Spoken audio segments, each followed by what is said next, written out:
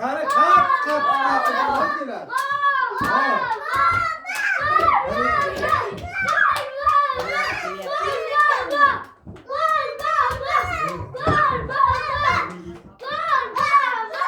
Hadi kalk.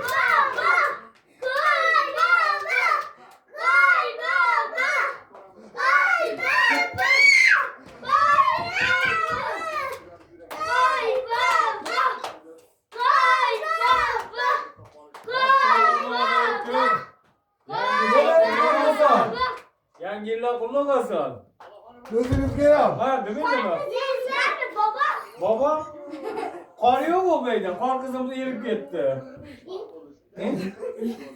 Assalamu aleyküm. Assalamu aleyküm. Bitte beri çıkıyorsun. Şey bilasın mı? Hani eğitim?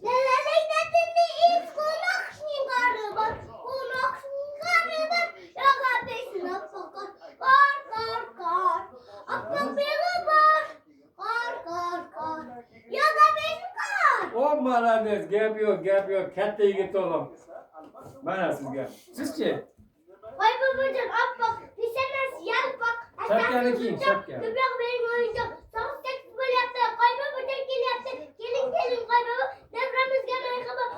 Yenge il getirdim. Bahçet olsun yüreğim. O zaman annem sağ olsun. Büyümüz nüget olsun.